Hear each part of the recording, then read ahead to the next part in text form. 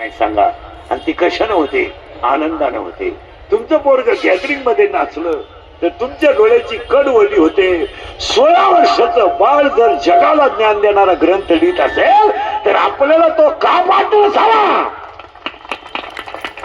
का?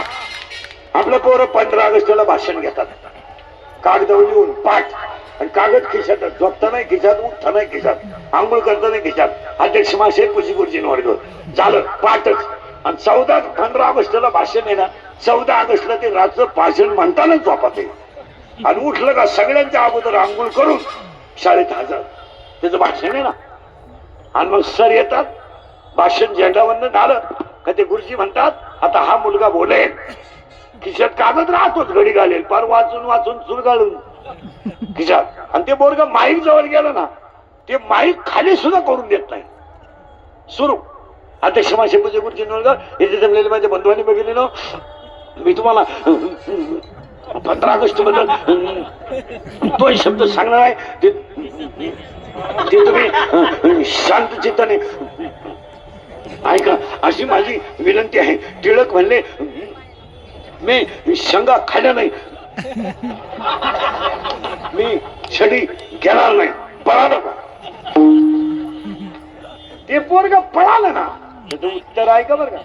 ते पोरग पळालं त्याला किंमत नाही, त्याला आनंद किती झाला याची किंमत. मी माईकवर 2 मिनिटं बोललो तर त्याचा आनंद गगनात मावळणं. 16 वर्षाचं बाळ जर हरिपाठ लिहित असेल तर आज वाचताना आपल्याला आनंद का होऊ नये? का होऊ नये? आणि हरिपाठाला पहिलं काम आहे माणसाचं मन कोवळं असावं.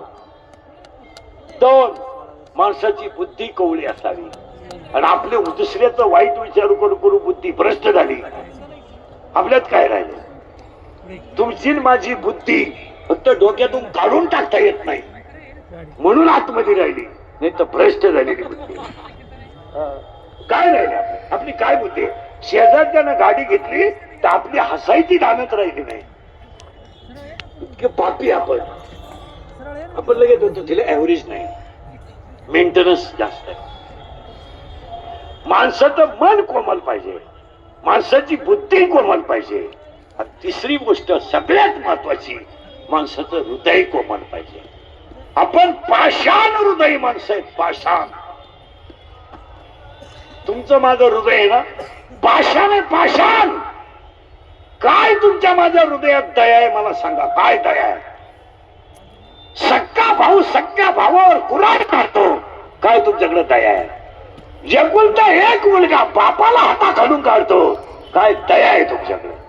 आणि एक मुलगी नांदवायची नाही तर नवरा बायको, नवरा म्हणजे सासरा सासू आणि तिथला नवरा, तिघ जण तिला समोर पेटवतात. एक सून बाई पुढं पेटते आणि सासरा आणि सासू हसत बघते. इतके पाषाण आहेत आपले. पाषाण हृदयी माणसं हरिपाठाच्या पात्र नाहीत. हरिपाठ करायला 3 गोष्टी पाहिजे. 1 मन कोवळं पाहिजे, 2 बुद्धी कोवळी पाहिजे, 3 अरे वाढणारानं मीठ वाढताना एक पतळी सुटली. आता तो पुढं बोलावलं मागं येणारच ना, गावातून बाहेर गेलाय तो, तरी मधला त्याला म्हणतो मीठ वाढवायचं, पंक्ती घालावं कशाला?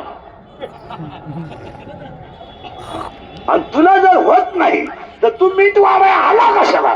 किरकोळ मिठानं आपण दुसऱ्याचा त्रागा करतोय. माऊली इतकं हृदय आपलं कोवळं कधी होणार? आणि खरं सांगू, जगातल्या सगळ्या संतांमध्ये कोवळं हृदय फक्त माऊलीचं आहे. अख्ख्या जगाला तुम्ही प्रभू आहात हे म्हणणारे नारवा. तुम्ही प्रभू आहात, तुम्ही प्रभू, तुम्ही महेशाच्या, काय भाषा आहे माझा. हो, आणि तुम्ही सगळे प्रभू आहात आणि मी तुमचं सगळ्यांचं लेकरू आहे. इथं आपलं लेकरू आपल्याला आपलं म्हणा ना. आपण जर म्हणलं ते मी तुझ्यासाठी एवढं कष्ट केले, त्याचं पहिलं उत्तर आहे सांगितलं कोणी होते? दुसरी गोष्ट, होत नसेल तर करायचं कशाला? आणि फायनल पुरस्कार आहे आपल्याला, मला जन्माला घालायचीच काय गरज, हा आपला जीवन गौरव पुरस्कार आहे. तुम्ही अभ्यास करा, स्वतःच मूल आपल्याला, तुम्ही देव म्हणत नाही पण विश्वाची माळ नाही आपल्याला देव म्हणते, याच्यापेक्षा मोठं कोण आहे?